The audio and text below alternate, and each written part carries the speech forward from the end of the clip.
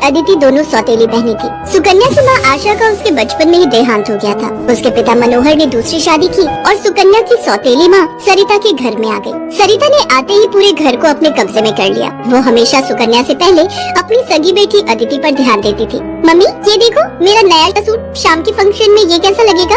ये तो बहुत सुंदर लग रहा है, रानी लगेगी बिल्कुल मेरी बेटी। मम्मी वो सुकन्या को क्या दोगी पहनने के लिए? वो भी तो हमारे साथ शादी में जा रही है, पहन लेगी कुछ भी जो उसका मन होगा। मेरे पास इतने पैसे नहीं है कि मैं उसके लिए भी नया सूट खरीदूं। वैसे भी तुम्हारे पापा का अब इतना काम नहीं बचा। मेरे लिए तुम्हें नया सूट लेकर देना जरूरी था। बहुत लोग आएंगे वहाँ, क्या पता कोई तुम्हें अमीर घर का लड़का पसंद कर ले। अरे सरिता, कभी कभी अपनी बड़ी बेटी सुकन्या के बारे में भी सोच लिया करो। वो बेचारी भी तो शादी लायक है।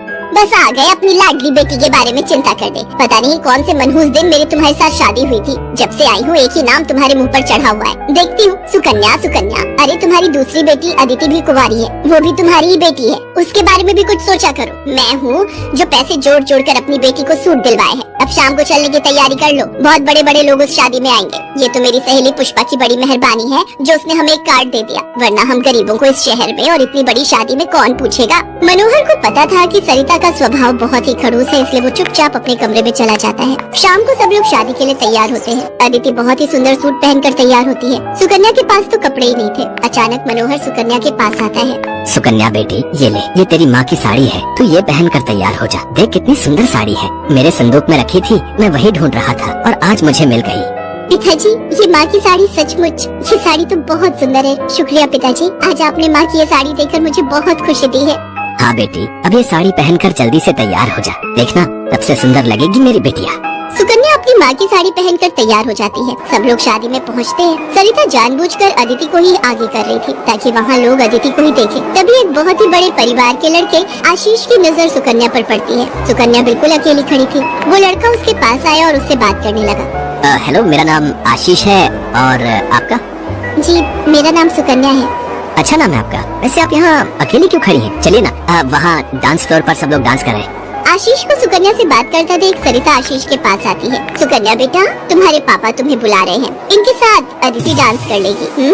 अब हाँ, क्यों नहीं, प्लीज। मनोहर ने तो सुकन्या को बुलाया ही नहीं था। ये सब तो सरिता की चाल थी। थोड़ी देर बाद सुकन्या फिर से खड़ी थी। अदिति आशीष के साथ डांस करने लगती है। आशीष अभी भी सुकन्या की तरफ ही देख रहा था। शायद उसे सुकन्या पसंद आने लगी थी। आशीष पूरी शादी में सुकन्या से बात करने की कोशिश करता रहा, पर बार बार सरिता अदिति को बीच में लाने लगी। पर आशीष के मन में तो कुछ और ही चल रहा था। एक दिन जब सुकन्या घर के काम कर रही थी तो अचानक मनोहर के साथ आशीष और उसके माता पिता आ जाते हैं। सरिता, जाकर जल्दी से चाय नाश्ते का इंतजाम करो। घनश्याम जी अपने बेटे आशीष का रिश्ता हमारी सुकन्या के लिए लेकर आए हैं। क्या? सुकन्या के लिए आशीष का रिश्ता? ये कैसे हो सकता है? मनोहर की बात सुनकर सरिता चौंक जाती है। सुकन्या तो घर की झाड़ पोछ में मैले कुचैले कपड़ों में मानो ऐसी लग रही थी जैसे कीचड़ में कमल। वहीं अदिति सोफे पर आराम से बैठी थी। सब कुछ आशीष और उसके माता पिता के सामने था। सुकन्या बेटिया, जाओ जल्दी से तैयार हो जाओ। अदिति जाओ अपनी दीदी को तैयार कर दो। कोई जरूरत नहीं है तुम्हें उसे तैयार करने की। तुम उसकी नौकर नहीं हो जो उसे तैयार करो, अपने आप हो जाएगी तैयार। ये रिश्ता उसके लिए आया है, अदिति उसकी नौकरानी नहीं है। अंदर चल रही सरिता और मनोहर की बातें थोड़ी थोड़ी आशीष और उसके माता पिता के कानों में आ रही थी, इसलिए मनोहर बाहर आ जाता है। मनोहर जी, हमारे बेटे आशीष को आपकी सुकन्या उस दिन बहुत पसंद आई थी और वैसे भी हम आशीष के लिए लड़की ढूंढ ही रहे थे, इसलिए अचानक ही आपको मैंने फोन मिला दिया। मेरी सुकन्या तो बहुत किस्मत वाली है जो आप जैसे इतने बड़े घर का रिश्ता उसके लिए आया, वरना हम तो, मैं आपको क्या ही कहूँ। घनश्याम जी आपने सचमुच मुझ पर बहुत बड़ा उपकार किया है। नहीं नहीं मनोहर जी, इंसान दिल से अमीर होता है। आपने अपनी बेटी सुकन्या को जो संस्कार दिए हैं वो किसी धन दौलत से कम नहीं। तभी सुकन्या चाय नाश्ता लेकर आ जाती है। सुकन्या का रिश्ता पक्का हो जाता है।